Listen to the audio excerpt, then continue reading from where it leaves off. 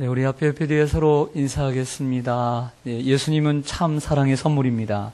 예수님은 참 사랑의 선물입니다. 오늘 2부 예배 올라오신 여러분 주님의 이름으로 환영하고 축복합니다. 자, 이번 한 주간도 하나님의 은혜와 평강이 여러분들 가정과 일터에 함께 하시길 간절히 소망합니다.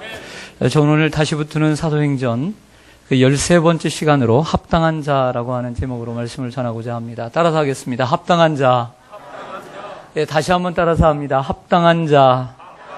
네, 이것이 오늘 설교의 제목입니다.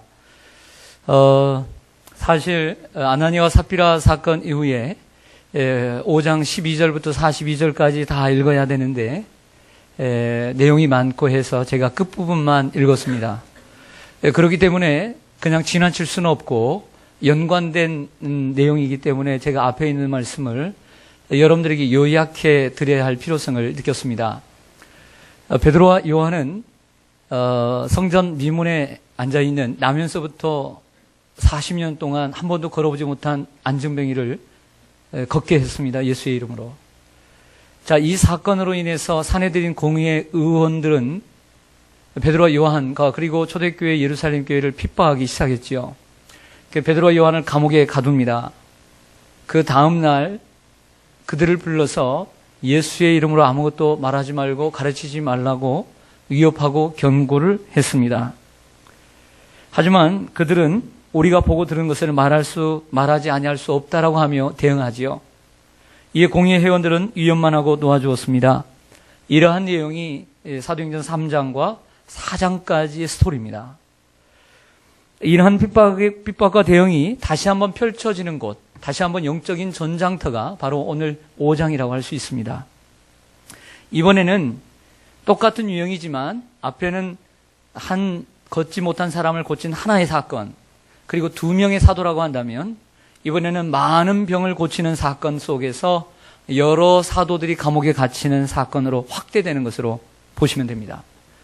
사도들이 기도를 하는 곳곳마다 사람들마다 병이 나왔습니다. 특별히 베드로 같은 사도에게는 큰 능력이 임해서 사람들이 그 베드로의 그 그림자에 덮이기를 사모하는 심령들이었습니다. 그리고 그렇게 나오는 이들마다 모두 다 고침을 받았더라 그랬습니다. 이것이 예수의 이름으로 행해지자 사내들인 공의회, 유대의 최고의 의결기관인 이 사내들인 공의회 회원들은 더욱더 화가 났습니다. 그래서 더 많은 사도들을 감옥에 가두었지요. 그러나 그날 밤 주의 천사들이 그들을 이끌어내었습니다. 그들 몰래. 그러자 그들은 다시 성전에 올라가 하나님의 말씀을 가르치는 예수의 이름을 증거하고 가르치기 시작했습니다. 이 사실을 늦게 깨달은 사내들인 공의회 의원들은 군사들을 시켜서 그 성전에서 가르치는 이들을 잡아왔습니다. 그래서 사내들인 공의회에 다시 감옥에 넣었습니다. 이렇게 얘기합니다. 신문합니다. 예수의 이름으로 가르치지 말라고 명령했거늘 너희들은 어찌하여 우리들의 말을 듣지 않았느냐. 이렇게 묻자 사람보다 하나님께 순종함이 낫고 너희가 나무에 죽인 예수를 우리 조상의 하나님이 살리시고 이스라엘에게 회개함과 질사함을 주시려고 그를 오른편에 높이사 임금과 구주로 삼으셨다. 우리는 이 일의 증인이라. 이렇게 담대하게 대답을 합니다. 그러자 한 번도 아니고 2번 더욱더 이들이 거침없이 나오자 사내들인 공의회 의원들은 그 분노가 하늘을 찔렀습니다. 그래서 그들을 용서할 수 없다며 그들을 죽이기로 결심합니다. 여러분들 예수를 우리가 전할 때 참 기쁜 소식, 복된 소식인 이 구원의 소식을 전할 때 사람들이 기쁘게 받아들이는 사람은 많지 않습니다. 대부분 거절하고 니나 잘 믿어라 이렇게 얘기하죠. 나는 내 나름대로 착하게 사니까. 또 어떤 사람들은 교회를 비판하기 시작합니다. 들은 것 많고 아는 것 많아서 목회자의 수치로부터 시작해서 교회의 여러 가지 비리들을 얘기하기 시작하면 끝이 없습니다. 우리의 수치지만 부끄러운 일이지만 예수를 전하면 거부하는 사람들이 있습니다. 오늘 이들도 그랬습니다. 왜 그랬을까요? 간단합니다. 그들의 배후에는 마귀가 있기 때문입니다. 그들의 배후에는 영적으로 사단의 세력이 방해하고 있기 때문에 복음을 전해도 그들은 거부하는 것입니다. 혹 여러분들의 가족들 가운데 예수를 전하는데 계속 거부한다. 사단이 있기 때문입니다. 더욱더 기도해야 될 줄로 믿습니다. 여러분들이 더 기도해야 합니다. 열심히 기도해야 합니다. 그래야만이 사단이 물러갑니다. 이런 위험에 처해 있을 때 산헤드린 공의회 70명의 의원들 가운데 한 명인 가말리엘이라고 하는 사람이 등장을 하죠. 이 가말리엘을 세 가지로 소개합니다. 첫째는 바리새인이다. 두 번째는 율법교사다. 세 번째는 모든 백성들에게 칭송과 존경을 받는 사람이다. 참 멋진 사람입니다. 이 가말리엘은 이러한 지성뿐만 아니라 역사의식을 가지고 있었습니다. 어떤 역사의식이냐? 과거에 드다라고 하는 사람과 갈릴리의 유다라고 하는 두 명의 역사적인 사실을 신뢰로 들면서 그들을 따르는 400명의 무리들, 그리고 그들을 따르는 많은 무리들이 있었건만 그들은 사람이 자기들이 만든 일이기 때문에 인본주의로 시작한 운동은 자멸할 수밖에 없었다는 것을 신뢰로 보여주게 되는 것이죠. 그러면서 하는 말이, 만약 베드로와 요한뿐만 아니라 예수를 증거하는 이들이 정말 하나님께로부터 온 자들이라면 우리가 그들을 박해한다면 우리는 하나님을 대적하는 사람이 될 것이다. 그러나 그들이 하나님으로부터 온 것이 아니라 사람으로부터 온 것이라고 한다면 우리가 그들을 간섭하지 않아도 드다와 갈릴리의 유다처럼 자멸하고 말 것이다. 얼마나 합당한, 그리고 합리적이고 그리고 논리적인 이야기입니까? 더더군다나 모든 백성들에게 존경을 받는 사람이 이렇게 얘기를 하니 사람들이 그것을 옳게 여기게 되었고, 그 제자들을 죽이고자 하는 마음은 사라지고 다만 그들을 심하게 채찍질하여 감옥에서 내보내면서 다시는 예수의 이름으로 가르치지 말고 말하지도 말라고 위협하고 내보내게 됩니다. 이러한 내용이 바로 지금까지의 내용입니다. 그런데 여기서부터가 중요합니다. 감옥에서부터 나오는 순간이 대단히 중요합니다. 그래서 제가 붙잡은 말씀은 41절입니다. 네, 화면을 보셔도 좋고요. 성경을 보셔도 좋습니다. 우리 같이 한번 읽기를 원합니다. 시작. 사도들은 그 이름을 위하여 능욕받는 일에 합당한 자로 여기심을 기뻐하면서 공회 앞을 떠나니라. 아멘. 화면을 보시죠. 사도들은 지금 이제 감옥에서 나오는 순간 그 이름, 누구의 이름일까요? 예수의 이름. 그렇죠. 능욕은 앞에 채찍을 받았지만 채찍뿐만 아니라 맞은 것뿐만 아니라 여러 가지 수치를 포함한 것을 능욕이라고 얘기합니다. 능욕받는 일에 어떠한 자로 여겼다. 합당한 자. 내가 능욕받는 것이 당연하다라고 여겼다. 그런데 당연하다, 합당하다 여기는 것을 뭐 하면서? 기뻐하면서 그 공회 앞을 떠나니라. 대단히 중요한 구절이라고 생각합니다. 그래서 여기에서 본문에서 합당한 자라고 하는 단어를 여러분들 제목으로 세웠습니다. 여러분, 사도들은 공회 앞을 떠나면서 기뻐했습니다. 기뻐한 이유는 무엇일까요? 자유를 얻었기 때문이 아닙니다. 감옥 안에서 감옥 밖으로 나왔기 때문에 기뻐한 것이 절대 아닙니다.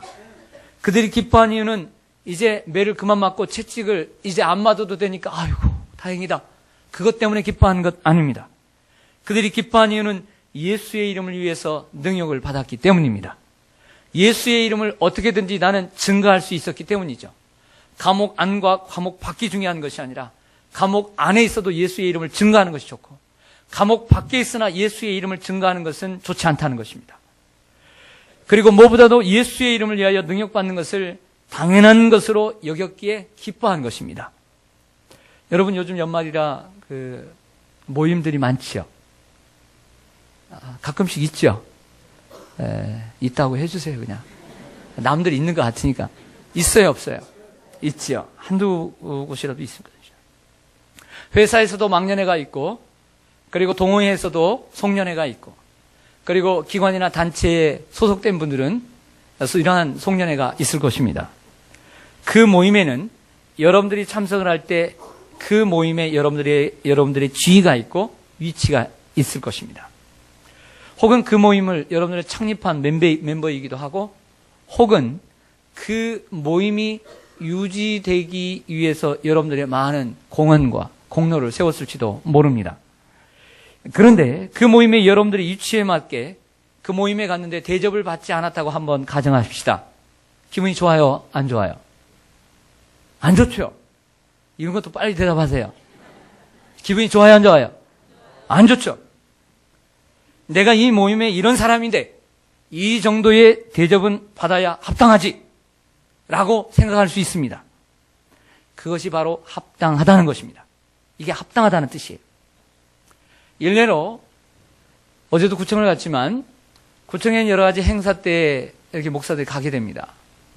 그러면 구청장이 있고 국장, 6명의 국장이 있고 60명의 과장이 있고 그리고 팀장이 있고 그리고 수많은 주무관들이 있습니다.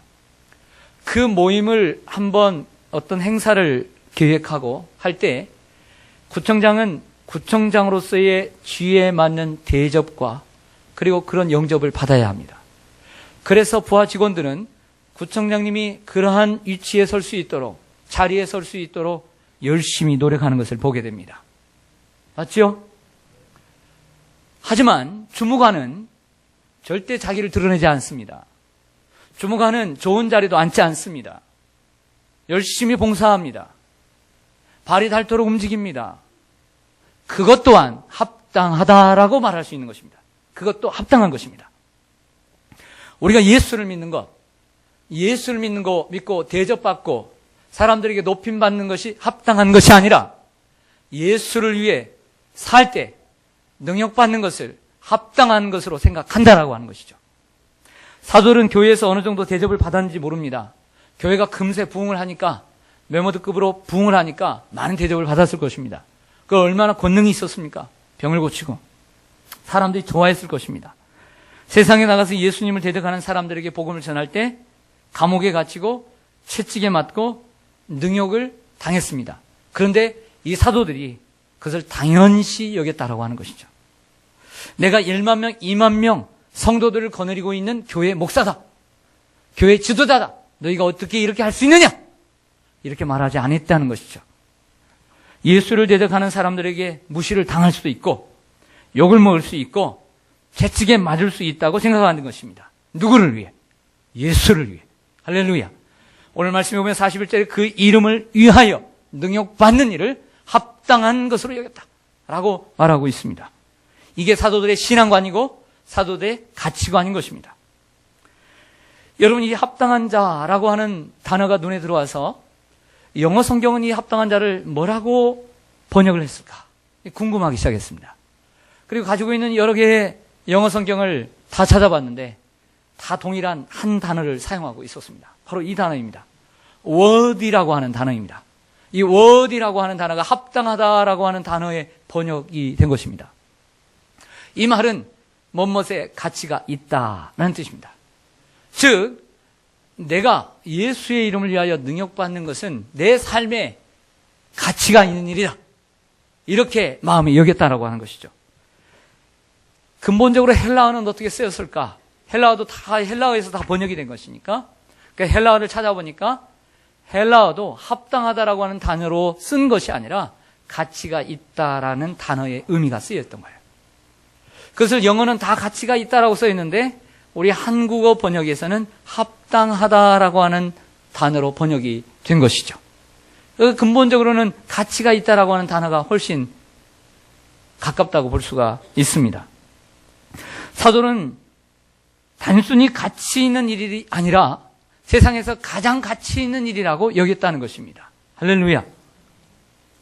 자, 이렇게 살았던 사람이 성경에는 많이 있죠. 여러분들 알고 있는 인물들이 많지만 한 분을 여러분에게 소개합니다. 히브리서 11장 화면을 보시면 히브리서 11장 믿음의 챔피언들 가운데 모세라고 하는 사람을 여러분들에게 이렇게 살았던 사람을 소개해 드리고 싶습니다.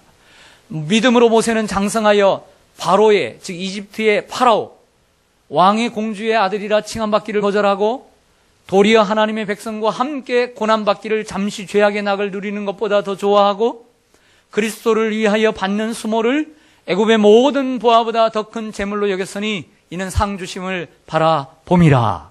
할렐루야. 사랑하는 여러분, 모세는 애굽의 왕자였습니다.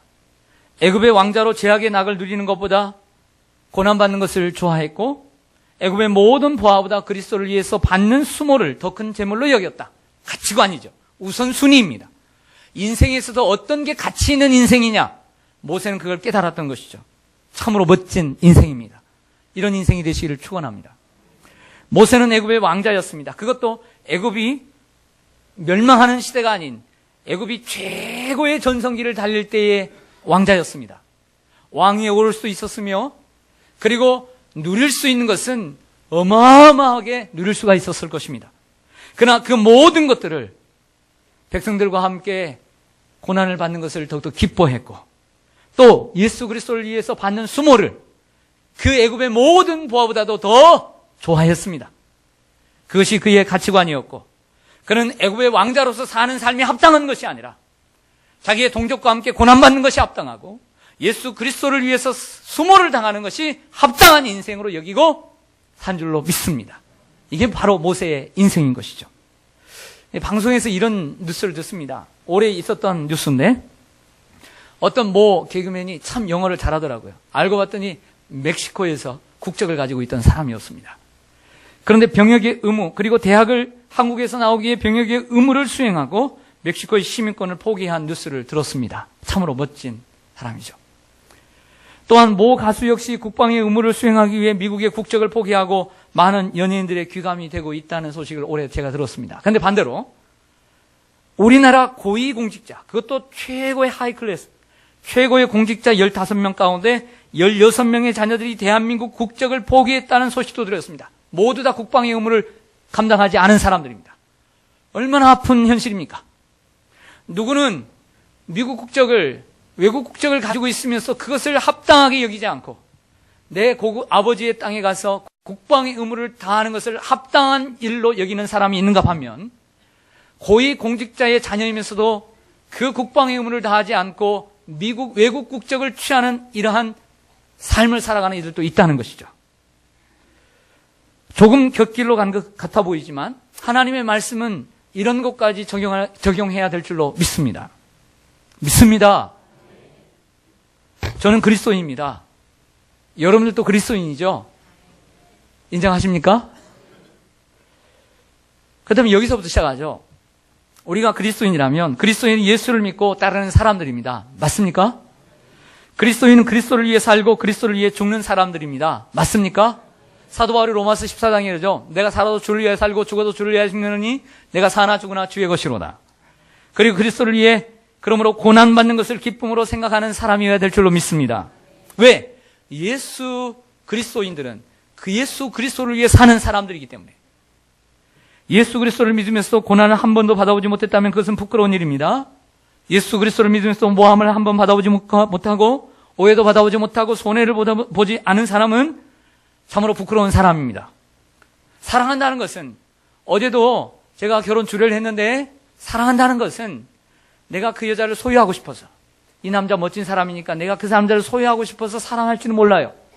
빼앗기고 남에게 주고 싶지 않아서 결혼했을지도 몰라요. 그러나 사랑이란, 여러분들이 살아왔지만, 사랑이란 내가 그 사람을 얻는 것보다 내가 그 사람을 위해서 희생하고 대가를 치르고 포기해야 되는 일들이 훨씬 많은 거예요. 사랑이란 얻는 게 아니에요. 사랑이란 포기하는 거예요. 사랑이란 대가를 치르는 거예요. 우리가 예수를 믿는다는 것은 예수를 통해서 유익을 얻는 것이 아니라 예수를 위해 대가를 치르는 것이고, 그분을 사랑한다는 것은 그분을 위해서 내 삶을 희생하는 것입니다. 할렐루야. 이렇게 믿기를 축원합니다. 그리스도인은 예수 그리스도를 닮아가는 제자라는 뜻입니다. 예수님이 이런 말씀하시죠.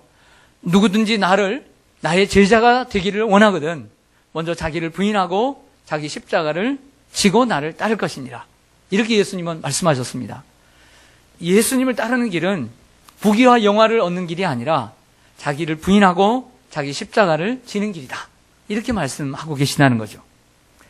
그러나 우리는 예수를 믿으면서도 세상에서 고난받기를 거부합니다. 모함받기를 거부합니다. 오해받기를 거부합니다. 심지어 교회에 와서도 고난받는 일을 하지 않으려고 합니다. 교회에 와서는 섬김을 받으려 하고 대접을 받으려고 하는 이들이 있습니다. 여러분, 저는 여러분들에게 원합니다. 우리 초신자들이 있을 텐데 교회가 이런 곳이라 오해할지 모르겠는데 오해해도 어쩔 수 없습니다. 오해보다는 이해하시길 바랍니다. 사람이 사는 곳은, 교회는 천국을 바라보는, 보여주는 출장소이긴 하지만, 거울이긴 하지만 사람이 사는 곳입니다. 저는 이렇게 교회를 다니면서 주회를 하면서 여러분들이 욕도 먹어보기를 축원합니다. 손해도 봐보기를 축원합니다. 여러분들 오해도 받아보시기를 소망합니다. 그걸 받아봐야 돼요. 무시도 당해보고 속도 상해보고 그러면서도 말하지 않고, 여기서부터 중요합니다. 말하지 않고 싸우지 않고 덤비지 않고 변명하지 않고 그냥 지내는 것입니다. 내가 싸우지 못해서 안 싸우는 것이 아닙니다. 내가 이기지 못해서 안 싸우는 것이 아닙니다. 그런데 내가 싸워봤자 하나님께 영광이 되지 않고 예수님의 이름을 먹칠하기 때문에 안 싸우는 것입니다. 그것이 바로 예수의 이름을 위해서 사는 길이기 때문입니다. 그 이름을 위하여 능력받는 것이기 때문에 참아야 하는 것입니다. 그리고 능력받는 것을 합당하게 여기시기를 바랍니다. 오해받고 손해보고 그런 것, 그 모든 것을 합당하게 여기십시오. 그리고 그것조차도, 자, 우리가 더 넘어가야 될 선은 그것조차도 더욱더 기뻐하는 것입니다. 그것조차도 기뻐할 줄 아는 단계까지 넘어가야 합니다. 왜냐하면 주님을 위한 일이기 때문입니다. 그러면 하나님께서 여러분들을 이제 하나님 나라에 합당한 자로 여러분들을 승격시켜 주십니다. 자, 팔복의 마지막 마태복음 5장 10절 보겠습니다. 우리 같이 한번 읽어보죠. 화면에 시작. 의를 위하여 박해를 받는 자는 복이 있나니 천국이 그들의 것입니다. 나로 말미암아 너희를 욕하고 박해하고 거짓으로 너희를 거슬러 모든 악한 말을 할 때에는 너희에게 복이 있나니 기뻐하고 즐거워하라. 하늘에서 너희의 상이 큼이라. 너희 전에 있던 선지자들도 이같이 박해하였느니라. 아멘. 마지막 팔복의 8번째 복. 누가 하나님 나라에 갈 수 있습니까? 의를 위하여 핍박을 받는 자, 예수의 이름을 위해서 능력을 받는 자가 천국에 들어갈 자라고 얘기하고 있는 것이죠. 여러분, 주님의 이름을 위하여 참고 견디면 하나님 나라의 상속자가 되고, 그리고 선지자의 반열에까지 오르게 될 줄로 믿습니다. 기뻐하고 즐거워하라. 똑같은 말씀입니다. 기뻐하고 즐거워하라. 하늘에서 너희의 상이 큼이라. 너희 전에 있던 선지자들도 이같이 박해를 받았다 라고 얘기하고 있습니다. 여러분, 박해를 받았을 때 기뻐하고 즐거워하십시오. 주님의 일을 할 때, 손해를 볼 때 기뻐하십시오. 주님을 위해서 우리가 예수의 흔적을 갖게 된 것입니다. 여러분, 묻겠습니다. 한국교회 사람들에게, 안 믿는 사람들에게 신뢰도 높습니까? 낮습니까? 사람들이 교회를 많이 좋아합니까? 싫어합니까? 싫어하죠. 목회자를 존경합니까? 아니면 무시합니까? 무시하죠. 세상 사람들, 여러분들 말고 대답해도 괜찮아요. 세상 사람들, 교회는 의리의리한 교회가 많습니다. 엘리베이터뿐만 아니라 에스컬레이터에 세상에서 경험하지 못하는 수많은 것들이 시설이 되어 있는 교회들도 많이 있습니다. 우리 20m 도로만 몇 개의 교회가, 수십 개의 교회가 있습니다. 성도들은 1000만에 육박합니다. 자, 이렇게 교회의 위상은 대단히 높습니다. 교회가 의리의리합니다. 성도들도 많습니다. 그러나 실상 교회를 안 다니는, 안 믿는, 하나님을 대적하는 사람들에게는 우리가 사랑을 받습니까? 미움을 받습니까? 미움을 받습니다. 인터넷의 댓글들을 보면 정말 부끄러워서 볼 수가 없어요. 부끄러워서. 그러면 우리가 시대가 이렇게 되었고 교회가 얼마나 많은데 요즘, 그리고 믿는 사람들이 얼마나 많은데 내가 복음을 전한다고 네가 나를 무시해? 이러면 되겠습니까? 안 되겠습니까? 안 되죠. 왜요? 교회만 크다고, 성도들이 많다고 우리가 뻐길 그럴 나이가 아닙니다. 그렇지 않습니까? 지금 상황은 교회가 가난했을 때, 정말 교회가 제대로 된 건물이 없고 그럴 때 30년, 40년, 50년 전에 그래도 세상 사람들은 교회를 사랑했고, 교회를 안 다녀도 교회를 존경했고, 목회자를 존경했습니다. 성도들을 인정을 했습니다. 겉은 화려하지만 속은 옛날과 다릅니다. 그런데 우리가 복음을 전하면서 요즘 시대가 어떤 데인데, 내가 복음을 전하는데 나를 무시하고 나를 욕해? 우리가 이럴 상황이 아니라는 거죠. 도리어 핍박을 받으면서도 복음을 전해야 될 줄로 믿습니다. 이러한 시대입니다. 오늘 본문 42절로 가보겠습니다. 42절 마지막 절입니다. 같이 읽을까요? 시작. 그들이 날마다 성전에 있든지 집에 있든지 예수는 그리스도라고 가르치기와 전도하기를 그치지 아니하니라. 아멘. 우린 이제 자신이 그리스도를 위하여 능력받는 것을 합당한 자로 여기는 자들이 이제 하나님 나라에 합당한 자들이 되어서 그들이 살아가는 모습을 보고 있습니다. 그들은 성전에 있든지 집에 있든지 예수가 그리스도라고 가르치기와 전도하기를 쉬지 아니했다라고 말하고 있습니다. 먼저 그치지 아니했다라고 하는 단어입니다. 그치지 아니했다라고 하는 단어는 멈추지 아니했다, 포기하지 아니했다. 즉 예수를 위해서 능력받는 일, 그리고 예수를 증거하는 일을 쉬지 않았다. 어떤 어려움이 있어도. 이런 표현이지요. 사랑하는 여러분, 우리가 예수님을 증거하는 일 포기하지 말아야 될 줄로 믿습니다. 전도하는 일, 누가 못하게 해도 예수님의 구원을 선포하는 일을 감당해야 될 줄로 믿습니다. 우리가 전도하는 일, 나이 들면 못합니까? 나이 들면 못하나요? 수요 전도대 보니까 그러면 젊은 사람들이 전도해야 됩니까? 젊은 사람들 별로 없던데요? 요새 드신 분들이 더 잘하더라고요. 여러분 젊은 사람들 더 못합니다. 교회를 오래 다녀야 주님을 증거합니까? 교회 오래 다닌 사람들이 전도를 더 못하는 경우도 많이 있습니다. 많이 배우지 못했다고 예수를 증거하지 못합니까? 그렇지 않습니다. 요즘 많이 배운 가방끈이 좀 길다라고 하는 젊은 사람들, 얌전하게 믿는다고 더 예수를 전하지 않습니다. 우리가 예수를 전하는 일, 나이와 상관이 없습니다. 배움과 상관이 없습니다. 건강과 상관이 없습니다. 예수를 증거하는 일을 반대하는 사람은 예수를 반대하는 사람이에요. 예수를 대적하는 사람입니다. 예수를 증거하는 일에는 거침이 없어야 합니다. 할렐루야! 교회 일은 누구만 하는 것이 아닙니다. 70이 되어도 아이들을 가르칠 수 있고 70이 되어도 성가대에 설 수 있는 것입니다. 무엇이나 할 수 있는 것입니다. 교회 열심히 봉사하면 되는 것입니다. 병원 전도도 새로운 길이 열렸습니다. 열심히 3년 동안 서울 대여병원, 그 전에 희명병원은 오래전부터 병원 전도를 했지만 이 대여병원에 3년 동안 열심히 갔더니 많은 분들과 이제 장기 입원한 분들이 많으니까 열심히 목사님과 또 우리 장로님과 안수 집사님들, 권사님들이 가서 하니까 얼굴이 많이 익혔어요. 그랬더니 그곳의 원장님이 또 감동을 받아가지고 공식적으로 와서 예배를 드려달라고 부탁이 왔어요. 할렐루야. 그래서 주일날 낮 시간에 예배를 드리게 되었습니다. 이 모두가 지난 3년 동안 여러분들이 열심히 주일날 그 바쁜 시간에도 불구하고 열심히 점심 먹고 그 땀을 내서 열심히 1시간 달려가서 복음 전하고 정말 간절히 기다리는 사람들에게 가서 손을 얹고 기도하고 열심히 한 결과인 줄로 믿습니다. 사랑하는 여러분, 주님을 증거하는 일을 지속하시기를 바랍니다. 예수님을 가르치는 일, 아이들과 학생들을 가르치는 일 계속해야 합니다. 저는 여러분들 예수님을 위해 사는 분들이라면 예수님을 가르치고 예수님을 전도하는 일, 이 일을 계속하시기를 주님의 이름으로 간절히 축원합니다. 또한 초대교회 성도들은 이분법적으로 살지 않았습니다. 하나님의 성전에서는 예수를 가르치고 집에 와서는 사회생활에서는 예수를 모르는 삶으로 살지 않았습니다. 성전에 있든지 집에 있든지 예수가 그리스도라고 가르치기와 전파하기를 쉬지 않았다. 이렇게 말하고 있습니다. 주님을 섬기는 일이 따로 있고 내 생활이 따로 있다고 생각하는 것이 이분법적 사고입니다. 이런 사고를 버리시기를 축원합니다. 내 생활이 있다는 것은 주님을 섬기는 것이 의무요, 형식이요, 율법이라는 것입니다. 내가 주님의 일을 너무나 많이 했더니 2015년에는 너무 주님의 일 때 내 생활이 없어. 너무 교회를 너무나 자주 오고 봉사를 너무 많이 했어. 그래서 내 생활이 없어. 그래서 내 생활을 좀 찾아야 되겠다. 2016년도에는 여러분, 내 생활이 어디 있고 주님의 생활이 어디 있습니까? 내 것이 어디 있고 주님의 것이 어디 있습니까? 모두 다 주님의 것이죠.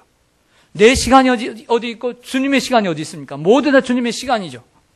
우리의 모든 삶의 영역에서 예수를 증거하고 교회에서뿐만 아니라 내 삶의 영역에서, 가정에서도 이웃에게, 사회에서도 이웃에게 기회가 있는 대로 예수를 증거하는 삶이 사복음 속의 제자들의 삶이 아니라 사도행전 속의 제자들의 삶인 것입니다.